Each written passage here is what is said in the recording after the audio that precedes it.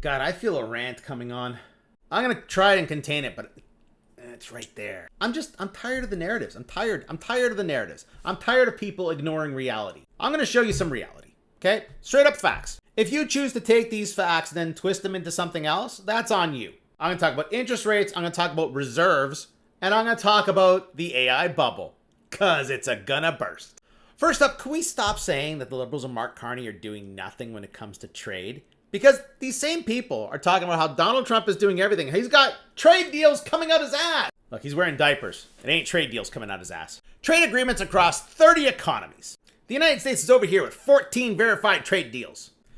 Canada's over here with 15 verified trade deals. A trade deal is a real deal. It's on paper. It's an actual contract. It's not, they promised to invest $100 trillion into our economy. He's full of shit. And most of that shit ends up in his diaper. All right, the interest rate. There's Canada right there, 2.25. You know, the higher the interest rate, the less desirable your currency is. You know that, right? You really want to argue this? At the bottom of the list with the highest interest rates, Turkey, Argentina, Russia. You got places like Zimbabwe and Nigeria. Here in the Americas, you got Venezuela, Argentina, Haiti. What do you want more? The euro or the British pound? You can use the British pound in the UK. You can use the euro everywhere. Sure, we can discuss the nuance as we move up and down this list, but generally speaking, it holds true. At the top of the list is Switzerland, where everyone hides their money. That's the safest place. At the bottom of the list, places you do not want to put your money. It's so bad they'd rather use somebody else's money than their own. All right, then there's this talk about our gold reserves that we started getting rid of decades ago. Somehow it's all the liberals' fault now.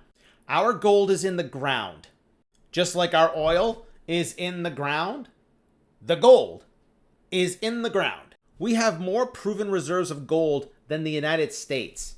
So like if we ever have to go back to a gold-backed currency and we have to mine the gold and have it in our banks to back our currency, we're okay. Don't you worry. All right, let me cover this AI bubble thing because it's totally in a bubble. I'm going to show you that it's in a bubble. First, I'm going to start with this paper from NVIDIA Research. Small language models are the future of agentic AI. What are the benefits of small language models? All this stuff, but the big one is this: on-device AI. No need for an internet connection or cloud services, enhancing privacy and security. What are they investing in? Data centers. Data centers that we don't need. You're following, right?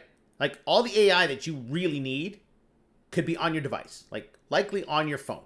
But they're investing hundreds of billions of dollars into data centers that we don't really need. Well, when I say invest, it's all debt. Half of it's hidden debt. It's not on the books debt. Like Meta recently announced a $60 billion data facility in Louisiana. Half of that, $30 billion, is conventional debt from corporate bonds. The other half is from a special purpose vehicle. Half of the debt is not on their books. They're on the hook for all the debt. Like they're on the hook for $60 billion worth of debt, but only $30 billion shows up in their balance sheet. You see the problem, right? But they're all doing it. Meta and Musk join wave of AI off-balance sheet financing frenzy.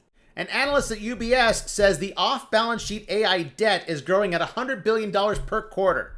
Oh, and they're getting really fancy with this stuff. Musk AI is setting up a $20 billion special purpose vehicle to rent NVIDIA chips, and Google is backstopping data center debt through crypto miners. What could go wrong? This article goes on to call it a new form of financial alchemy, a 2008 style leverage wrapped in AI hype.